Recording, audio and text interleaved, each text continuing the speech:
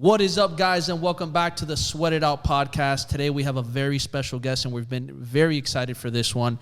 Definitely looking forward to it. He is a publisher and film producer who founded the business magazine, The Real Deal, about real estate and finance news. And he's also a professor for Columbia University. Help us welcome Amir Korangy. How's it going, brother? Hey, welcome to the pod. Hi, how are you guys? We're doing great. How about you? Very good, very good. So how's your day been?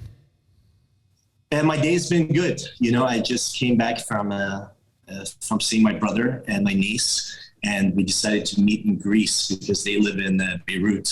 So he teaches there at the American University. So we were like, it's easier to go to somewhere around there than to Beirut, because Beirut, even though it's a beautiful place, it really is the Paris of the Middle East.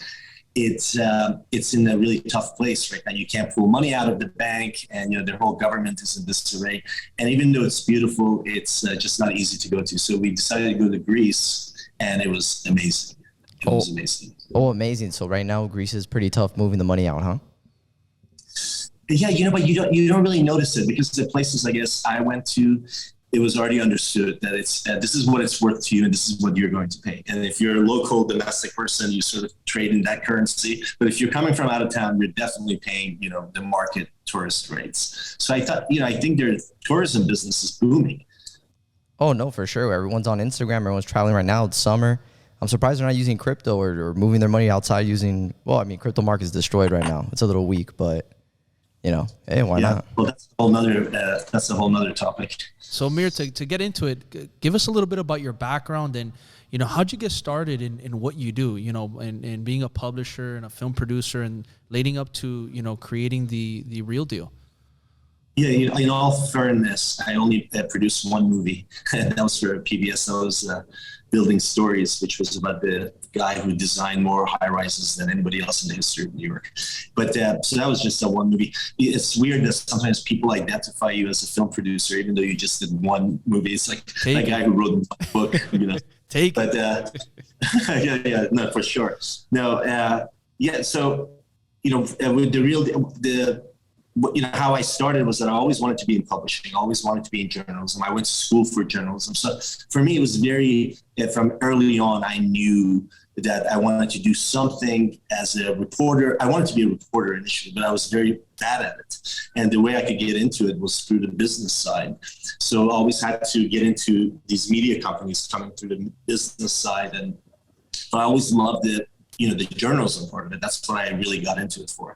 And, being able to, the fantasy of being able to publish your own publication, which PageMaker allowed. I don't know if you guys are old enough to know PageMaker, but PageMaker was like the first, Adobe tool that allowed you to lay out a newspaper. So everybody was a publisher. If you have PageMaker, you could be a publisher. So all of a sudden you love news and you love journalism, and you're like, holy shit, now I can also publish my own thing. So this is 10 years before Facebook or, any of this. There was no platform to do it unless you were a billionaire conglomerate. You didn't have access to printing machines and things because they were really, really expensive. So once, the technology came that, you could design your own newspaper, I was like, of course I'm going to design my own newspaper. So right out of college, me and a partner of mine, we designed our own newspapers in Mexico. We ended up in Mexico. Wow. And we started and it was like a weekly newspaper that just got distributed to the expats. We went there because from the border of, from Tijuana down to Ensenada, there was, you have 90,000 Americans that 90% of them don't speak any Spanish. So they're there as retirees, or they're there hiding, or whatever reason they're there. There's 90,000 of them that spend a lot of money in those towns, which are beautiful. And it was very easy for us to get advertising and run that business, which was great. But it was very difficult to do business in Mexico. But especially for I was very young. I was 22 years old. But I sold that to the printer in my printer in Long Beach, and she gave me money, which I thought was all the money in the world. And I was like, so I came to Washington, D.C. and started another newspaper. And then somebody was like, well, you know what?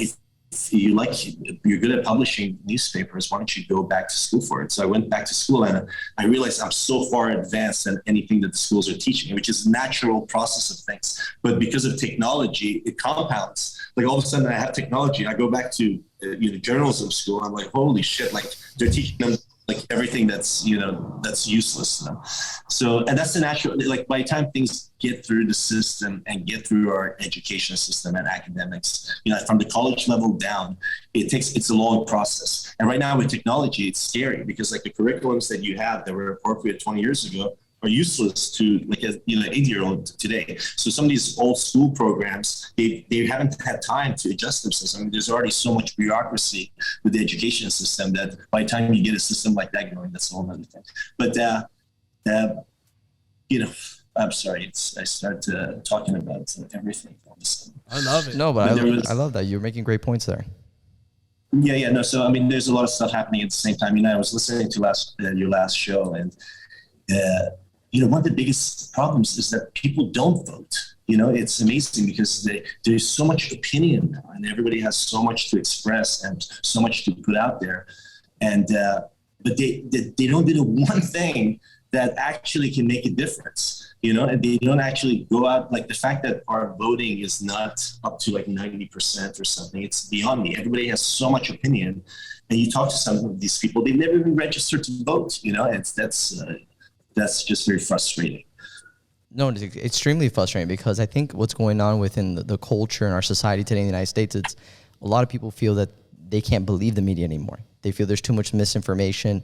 Social media really hasn't played any benefit to it because what are these algorithms really promoting? Are they really promoting good information, solid? At the end of the day, it all comes down to advertising. Like everybody's trying to get advertising. How do you get advertising? By being a slave to, Google's algorithm or Facebook's dialysis, where you take money from one and pay the other one, and you're just like a vehicle of like content production for what they totally, obviously, they're huge companies, but at the end of the day, it's advertising, right? Like they're all like really fighting for that stuff. And, along the way, the news got watered down because it came down to people who figure out algorithms. There was this report that came out last month that the, headlines with bad information actually just traveled naturally. Disinformation traveled 6 times the speed online. It traveled 6 times the speed of the actual headline of what happened, for that story. And people are just drawn to to disinformation. It's like a magnet for them, and it's easy to spread. It's like a terrible virus. Once it gets going, it's a terrible virus. I mean, the fact that everybody's the news channel too is also scary. I mean, some of these Instagram accounts are, the fact that they don't have nobody, they can put out all the bad information they want, and they're not accountable to anybody. I mean, at least with the traditional media, those people have to be accountable. There's like copyright. They can't do libel. They can't just put information out, but they're not supposed to. But at least they're accountable to something and to someone. There's like rules that say like you can't just put anything you want out there, no matter how wrong it is. What's frustrating is that some of these channels really put bad information out there, and they know it's bad information, and they put it out to millions and millions of people who will never Google it, who will just add to the bad information that's out there. So, Amir, do you think this problem is going to get worse, or do you think there's an actual way that we can start taking some actionable steps to at least ease it and make it a little bit better? I mean, it comes down to education. I feel like there's enough information out there where people, if they wanted to understand what's happening, they could find out what's happening. Even no matter how much conspiracy you think there's out there, there's still enough information where you could, detect for yourself. At least you hope you can. I like to think I can. I like to, but I don't know. Maybe I'm wrong, and then I have to rethink everything. What would be like your sources of recommendation that you feel that still hold that weight? I think the places that hold the mantle are like the New York Times, the Financial Times. I feel like those places, they stand for something. And the fact that both the left and the right hate them, that's very telling. I love that. I love the fact that nobody can, nobody likes them, and that's good. I like that. That's a good sign. And if both people like them, I don't like that either. So like, but but I think those places put out good information. I think there's a lot of great sources. I think, Reuters, that they do an incredible job. The fact that they're still committed to actually having people, they're not bullshit people in studios on 6th Avenue talking about the war in Ukraine. They have people on the ground there, putting out stories every day. I mean, you want to talk about original content, it's these guys. They're like committed to going and getting information. They stand for that. That's been their reputation for whatever, how long they've been out there. And of course, information like that, information that's not supposed to be biased, when it's out there, it's, it threatens the people who are always seeing the bad light in it. And so those people are now saying like, well, this is all bullshit. This is all, everything they're telling you is wrong. Everything I'm telling you is right, And who are you accountable to? You're accountable to your own bank account. I don't want to hear it from you. At least that's an organization with a committee and, a body that's watching it, people with integrity, you would hope. Or at least there's one person with integrity. It's not all reliant on, a single individual. And it's true, though, because even if you go on social media, you have people giving financial advice who really shouldn't even be talking about financial advice. And there is no checks and balances there. It drives me crazy. That's it, to no end. Mm-hmm. It's crazy. And they take their own content. I love the ones that have the hacks for like credit cards and stuff. They take the exact same content and, all of a sudden somebody from Paris is doing it and somebody from Italy. It's true. It's very true. Yeah. And it's become a problem because a lot of people fall for this stuff or they buy into their stuff. And then you see a lot of people saying, oh, I lost my money, or this didn't do anything for me, or if anything, it hurt me. And you're seeing more of that happen because, people say, oh, I figured this thing out once, or I copied somebody else's model. Now I'm going to copy it and start making money off of this. And then you see more and more. There's no accountability for disinformation, because, if they say it's part of the First Amendment and they're really, testing it. They're really testing it by really being out there, having a license to broadcast and knowingly put out bad information. They are really testing that whole concept. And you're like, fuck, well, it shouldn't apply to everything. And then you're like, well, where do you stop? But, you can't, the whole idea of democracy is for everybody to think that they are in a democracy. That's very true and very, very deep if you think about that. Yes, you are right. And it's not something that I said. I think it was like Aristotle or Plato or somebody like that. You should have kept it. You fooled me. That was one of the Greeks. Now I do have to say this because the real deal in this time has been able to really leverage social media correctly, and at least in my opinion, because they bring information that a lot of people are not really they're not looking for this information. And you guys are able to put it in bite-sized chunks through these outlets out here. You're leveraging it correctly. And you're not only making a boring topic sexy, but people want to know what's going on. And everybody that I know, even young people, friends of mine, they're always looking at Real Deal post and seeing what's going on. How are you guys pivoting in this new information age? Because unfortunately, a lot of companies are not able to pivot and make the adjustment you guys are doing. Yeah, no, it's, we had to adapt so many times. I always tell my team that if we were like in operation in the 1980s, we would have to change our business model once for 25 years. So all of a sudden, in the last 20 years, which is how long it's been, we changed our business model 3 times, like when I first started, we were a magazine and we were like, I collect this content, I put it out there and put it out once a month. And that's my business. And that was my reach.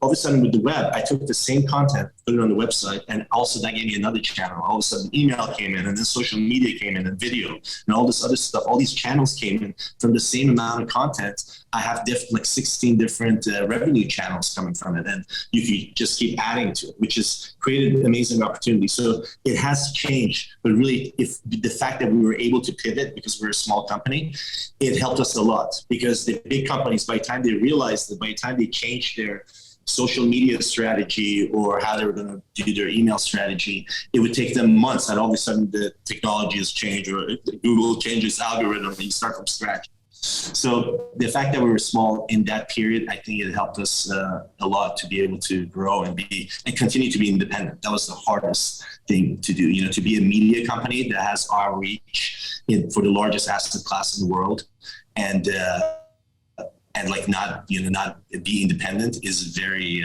very rare, and I'm very proud of that actually. But we'll see. No, you guys are actually absolutely doing something right, 100%, because thank you. Yeah, the messaging, everything is like on point. Like you guys really draw in a lot of people, and I'll tell you this, like now more than ever, like if you look at back then, and I'm sure you can attest to this, if you look at back when advertising and marketing and all this stuff was around, really, it was more expensive, but it only took about 6-7 touch points to get somebody to get in front of you or take a look at your stuff. Now it's like it's maybe certain platforms like social media offer for free.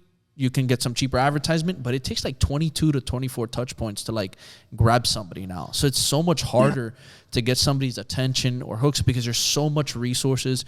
There's so many things, and also as well, like conversions on Facebook used to be like $2, 50 cents. Now they're like $7. It's wild. The conversion rate on those social media. Luckily, we were never on that sort of dialysis of like buying traffic through social media. But for like 8 years, a lot of people were taking advantage of that. They were saying they're taking the traffic and going to advertisers and saying, "Look, I got 10 million people," but it wasn't like organic 10 million. Yeah. And then as soon as they can't afford to pay Facebook because the conversion rate's that high, because everybody's doing it, right? That's how they all of a sudden they started multiplying their revenues. But so and those people have to adjust. And the fact that we managed to remain independent, we didn't have to do any of that. Like we never had to answer to that sort of the traffic question, because we were always like, just put out good content and people will come to you. And being able to do it on social media is it's incredible what a reach it's given the entire organization. Because now we have people who only think they get their news from the social media sites. They follow us on LinkedIn and on Twitter, and Instagram is very strong, and they get their news, sort of their headlines that they need for the general stuff through the social media feed, which is great. But we're going to add more. We found that like when we do educational videos, their engagement and their viewership and their share is like by multiplied 10, which is amazing. You would think it's a celebrity house or some big, $1 billion deal or something like that. But it's really the how-to stuff that really resonates with the audience. We did a video on our Instagram on land leases, and it was amazing. That went on wildfire. It was so interesting to see people's interest on land, on land lease. So speaking with all these pivots, and obviously you're experimenting, you're testing, like where do you feel and see the industry heading to in the next few years? The real estate industry? As far as putting yourself out there, promoting yourself, advertising yourself, pivoting in the way that the algorithms work, where do you see everything moving to? Or the media business. Or the media business in general. In the media business. I mean, it's there. I think at some point they're going to have to realize that, first of all, the body that they have trying to govern the media business is not educated enough to be able to understand what they're asking for and what they need from these guys. And so that has to happen. I mean, in your last show, you said that out of all the people in America, these are the best people that we have to lead us. And the problem is that, anybody who's worth their salt to come and actually want to lead and be in public display, and make themselves, publicly available for scrutiny like that. Nobody wants to do it. The people who have a lot to lose, who really can add something, they don't want to do it because they don't want to be, they don't want to get killed in the media. They don't want to put their families through it. And you get the people that you get who are really interested in going out there and being politicians. But at the end of the day, none of that stuff matters because that stuff has worked for decades. And the fact that it's still hard to get people to go out there and vote locally and at the state level, and at the federal level, and just it's a very small thing to ask people to do, and and you just don't get people to participate when it matters. And that's the thing, and that's what I tell even the younger generation, because I feel they're even more reluctant to go out and vote. That they feel that there is no voice, that they go up there is no reason, and they kind of tell me, if I don't vote, it really is not going to make a difference. I tell them, well, if you don't vote, then you don't have a right to even talk in this table and even have a seat to even complain, because it's easy for everyone in the culture, the cancel culture we're in, to throw stones. But when your hands have to get dirty and you have to stand up and not stand on a fence and pick a hill and fight on that hill, then you gotta choose what you want, and you gotta talk, and you gotta voice your opinion. And a lot of people are scared to do that. And you're right, though. That's something that it has to come from the top down. Yep. Yeah. Everybody wants to be a savage until they have to do savage things. And it's easy to be a savage, I guess, when you're anonymous too, right? Yeah. That's the keyboard warriors are out there all day. And and at this point too, I was watching a Joe Rogan podcast that who knows if they're all chatbots, if they're all just talking to each other. Russian chatbots. I can't even tell anymore. I mean, there's this great documentary that the Times did. It's called Extreme Measures, and it's the name. Extreme Measures is the name of the mission that the Russians put towards Americans, and that they were really diminished, through Clinton and through Obama. Like, Russia was slowly being pushed to the side. And then they didn't have the resources to have people on the ground in the U.S. because they all defected. As soon as they came to the U.S., they defected. So they were like, how can we influence the U.S. from here? And the amount of money that it took to get those Facebook conversions, it was like 5 cents a conversion. To change somebody's opinion in the U.S., it was like 5 cents. And that was back then, right? That was in 2016. Like, they were like, you could buy this stuff for a bargain. So it's an interesting documentary. You should see it. They did a really good job with that. What is it called again? Extreme Measures. Extreme Measures. I'm going to take a look at that. Really interesting. Extreme Measures. And there's something else, too, that I want to talk about that might seem a little extreme right now going on in the marketplace. And I'm going to pivot into real estate. So go for it. You run one of the largest publication or media outlets out there when it comes to this. A lot of realtors, a lot of brokers that I know live and digest your information. And, they take it because they know what's going on in the marketplace. And coming from you, which is going to say that means a lot, where do you feel that the real estate market is heading to in the next 2 to 3 years? Do you feel there's really a recession on the horizon, or are we just going to be just stagnant for a little bit?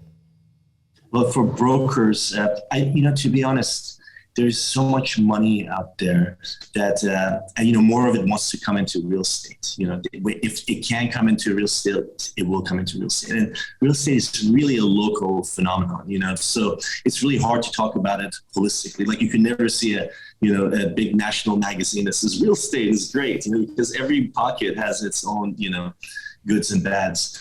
But I think overall in the strong markets, there's more money being poured into real estate than ever. And as soon as the channels open up overseas, you're going to see a lot more money come from Europe and Asia and the Middle East into the U.S. So I feel like as far as the U.S. real estate overall, if I could have a holistic view on it, I feel like it's in a good place. I think it's a good investment. There's still a need for housing, and there's a need for decent housing.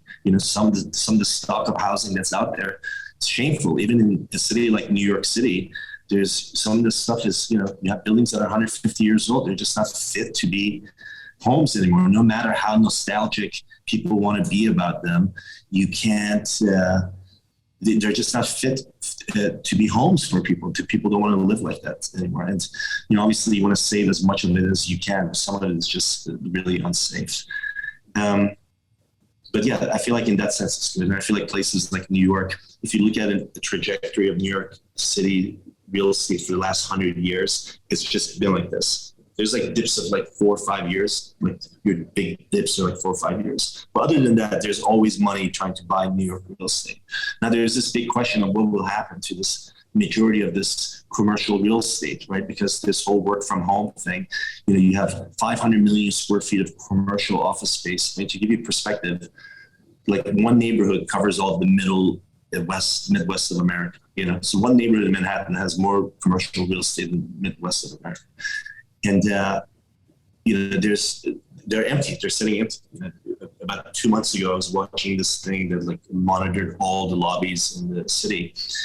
And they keep track of the percentage of the people who are coming and what was the average of that the year prior. And it was at 18%. Wow. So at 18%, their peak for the buildings across Midtown commercial buildings. And, and people say, well, it's going to come back. It's going to come back.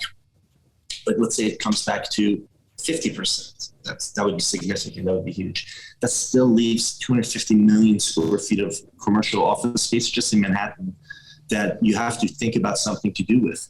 And otherwise it's going to decay because people are going to be like, well, I'm not using it. I can't pay the taxes on it. The taxes go up on everybody else. So the core cities are in danger because of that. Because they're going to be, it's like being in a building in a co-op where the whole building's empty and you're the only tenant, right? You're paying for all the maintenance for the whole building, but you're only in your apartment.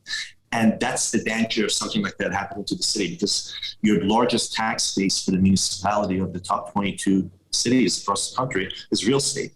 So if those cores don't have that tax dollar to support it, because it takes support. I mean, you got sanitation, everyththing that you need for this, to run the city.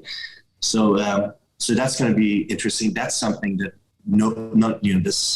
our race hasn't had to ever deal with. Like the human race has never had to deal with our core cities being in danger like that, where they're just going to be emptied out.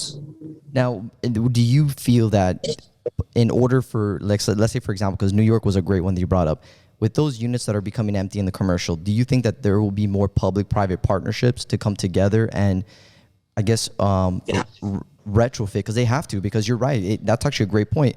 Those municipalities and those cities that rely on taxpayer money, property taxes, and they're not getting that, and you have commercial that's defaulting because they're not able to pay those obligations, you're right, that city can go into bankruptcy. So would a public-private partnership work, or do you think it would have to go completely outside, that they get money somewhere else?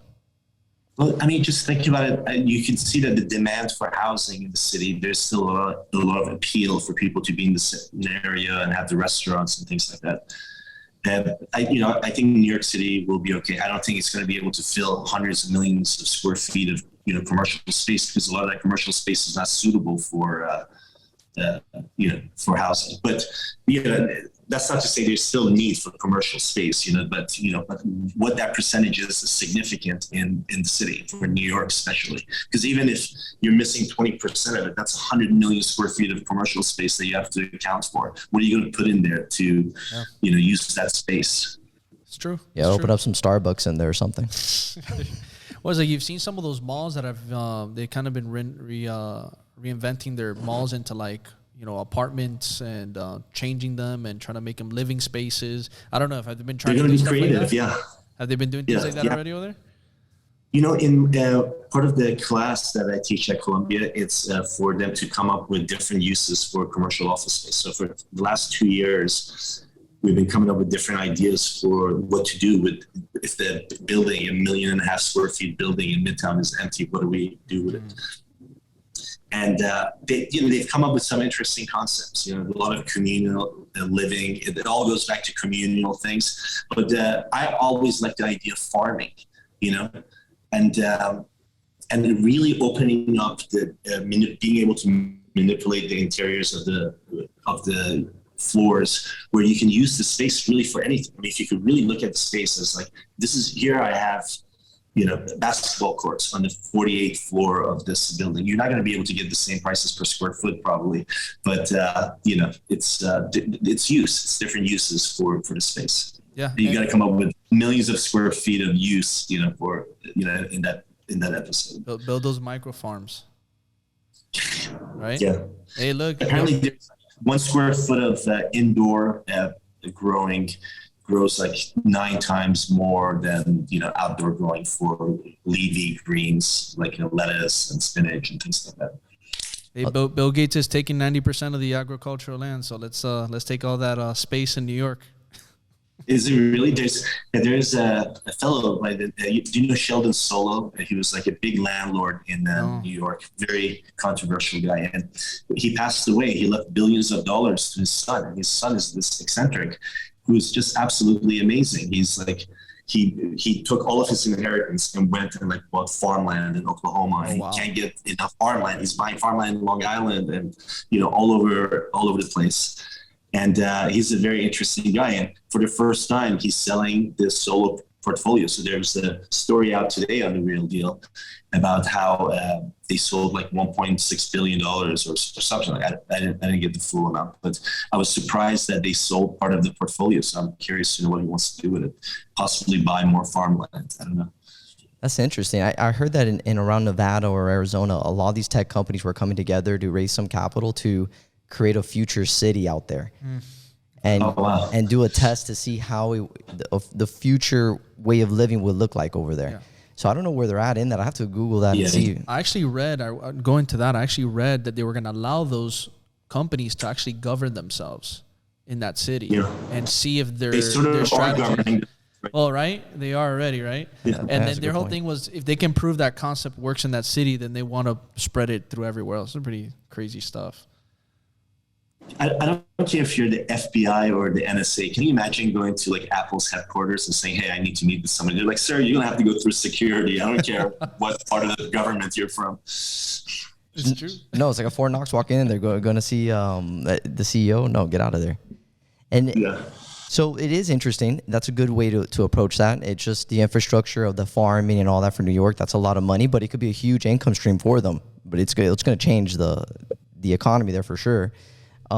Workforce housing is another good thing that a lot of people are throwing out there. A lot of these big companies are actually investing into that. I don't know what else you can actually do with that. I guess the communal spaces as well, they can use it, basketball and different things. Yeah, that's just one example of it. But obviously, you can't make $150 a square foot, having a basketball court on the 48th floor. So true. Reaching those dollar amounts. But yeah, it's going to be very curious. Maybe there's a lot of smart minds out there, thinking about it. But who knows?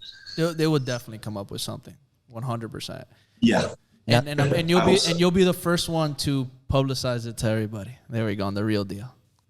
Yeah, I would love to see it. I'm telling you, it's interesting times. Speaking on being one of the first to actually get news out there, that was going to be a question for you. What do you guys do, or how do you guys approach that to be one of the first to pump out new news or try to get ahead of the curve and see something that's interesting that you want to get out there, to the audience? Well, when I started this 20 years ago, there was no such thing as real estate journalism. Like, it didn't exist. So like the New York Times would have different writers from the style section come and every month do some piece about like Argyle's on townhouses and stuff. So there wasn't like anything that was really covering the market in the news. And I always thought that there was a market for that, because I was flipping apartments in Brooklyn and I couldn't get any news for real estate. I was like, I just need basic information. There's nothing out there. The New York Post didn't even have a real estate section yet. So there was only Lois's column and Steve's column, and that was it. And Braden, who passed away. And then, but that was it. There wasn't a dedicated real estate section. Wall Street Journal had one real estate reporter that covered random topics every week. Like one time industrial in Kansas, and another time loan in Oregon. And now 26 people from The Real Deal are at the Wall Street Journal right now. Can you imagine that? And Bloomberg and all those other places. And, in some ways I'm very proud of that, but in other ways it's, imagine all those people that we had to replace and retrain.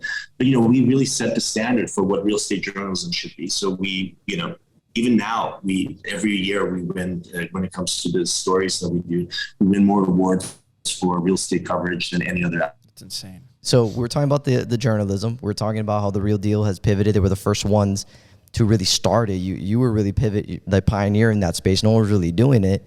Are you starting to get a lot of copycats, I guess? And that's my other question too. I was so worried about that. I was so worried about getting copycats because I thought it was a brilliant idea. And I used PageMaker to start, to do the layout for it.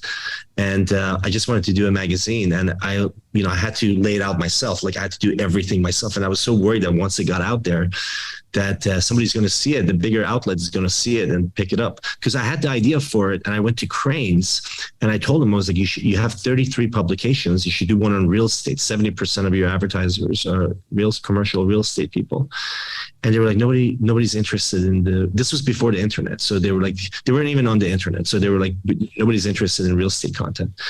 And even though they had a lot of advertisers that were real estate people. And so thank God that happened, because I was like, you know what, I'll just put out issues myself and see how it works. But I had to do a lot of the work myself, and I had to enlist a lot of my friends to help me work. And, I had to get junior reporters to do it, but I had the concept in mind. I wanted to have like sort of a trade publication, news trade publication, like Variety and the old tabloids of Hollywood for the real estate section, because all the real estate people they were making a lot of money. Nobody was talking about them. People didn't know a lot of these developers until we started writing about them. They were doing these massive deals and nobody was like really talking. Like the New York Times would write something about Donald Trump. That was their idea of like real estate in New York, part of the regular. So when we came on and we started talking about these people, we started talking about the deals and the profiles of the people involved. And there's a lot of personality. And you're talking about New York, and you're talking about a very sort of this is the top of the top. I mean, from the finance side to the real estate side, if you're competing here, you're like because the gains are so big, And never forget the story that Steve Roth was saying that when the market crashed in New York, like in 2008 or something, he packed his bags and he went to Houston. He was like, I'm going to explore America and find commercial office space across the country that's interesting because this is the market for it. And he put his bags in his hotel room. He went to see some triple class A office building in Houston. And he was like, this is magnificent. Who designed it? So-and-so. Wow, incredible. What a beautiful piece of structure. How much rent do you get per square foot? $15 a square foot. He was like, he never unpacked his bags. He was like, good market or bad market, I'd rather do it in New York than try to do it here for $15 a foot, compared to like, $200 a foot or $150 a foot. So I thought that was, that's the thinking. It's like, the gains are really high, but you're competing like with the best of the best. So I think it brings the level of, the competitors, they're more interesting, because they're better, they're more interesting, they're more curious, they inform themselves more, they were starving for information too. So I thought if I was looking for it, other people were looking for it too. And that was exactly my audience, the people who were really ingrained in the market. So, they say that 10% of the brokers make 90% of the money commissions, right? And that's really true. There's so many brokers out there that don't make any money. And, the more the market goes down, the more people become real estate brokers. So like right now, you're going to see a flood of tech people going to become real estate brokers. And out of those people, 10% will succeed, but a big portion of them will be very surprised by what they face. But it's good. It's good. Well, what do you feel is the most interesting as we're getting out of the COVID? And I know the office spaces, they're being on load, they're vacant. Other than that, what are other interesting opportunities or I guess areas of investigative journalism that I guess you would like for people to really take a look into or really, dive in and speak about? And just out of curiosity. Well, I think that there's a lot of stories that are being told from a lot of different parts of the industry, but that's normal. Most stuff goes untold, and that's why covering an industry or market or city is so important, because that's what people rely on. Otherwise, everybody's unaccountable, and if anybody can do anything. There has to be somebody that creates transparency, and that's the role of the media, to go there and find the stories that matter and say, hey guys, this is an important thing, take a look at this. And to have a good standard and to be honest and to be fair and to be unbiased, it's so important. That's such a big role of journalism, like you're there to report, let people just understand it, and then don't feed it to them in one way or another that you think is going to be sweeter for them. But now the sweetness part is, forget it. It's not even in the text. It's in the algorithm and how they shove it to you and how they present it to you. It's very true. It's very true. Yeah. It's crazy. It's crazy. And that's the world that we're going to keep getting further into. Yeah, it's funny. I got this book to read about disinformation. And it was supposed to be really good, and I got it like 3 months ago, and I haven't had a chance to look at it. And already it's outdated. Already there was like an article that came out like 2 weeks ago that's totally made the book outdated. But it's funny. So when it comes to being a professor, I want to know when it comes to being a professor, what are you working with your students right now, and what are you teaching them? Because man, I'll tell you, man, with everything you're sharing, your information. It's like you have an abundance of knowledge. When you work with your students specifically, what do you really work on teaching them? And, again, I really just love your values and the way you carry yourself with your work and just everything you're mentioning on here. Oh, thank you. I appreciate that. With the students, I always thought that if you could put somebody in a room for like 8 hours, you could like really teach them anything. Like if you get somebody and get their concentration for 8 hours, like you should be able to teach them the basics of, and enough to go out there and get started. So I feel like with the class, it was so important for them. The first thing I ask people is, because these are graduate students in the architectural program or the business school. So I asked them, I was like, how many of you guys want to be real estate brokers? And nobody raises their hand. And I was like, how many of you guys want to be developers? And everybody raises their hands. And how many want to go into multifamily? Not that many. Who wants to become a hotel? Half the room raises their hands. So everybody's drawn to this sexy idea of what it could be, which is totally fine. You have to have that picture in your head. You got to have that thing in your head that you want to be. So it's totally fine to do that. But in my head, I think oh my God, 90% of you are going to be analysts, and half of you will never go into the business or whatever, but that's just the general thinking. But the fact that they all want to be developers. Everybody wants to be a developer, which is like the star of the show in real estate. If you're the developer, you're like the star. That's like the developers are like what producers are in Hollywood, I would think.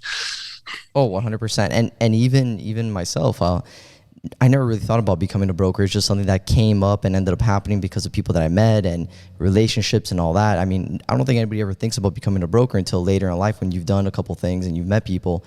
And I wanted to talk about this because I love that, by the way. What a great job to be an agent, because it's really entirely up to you to put deals together. And you see these guys who are deal makers, you're like, that's the difference.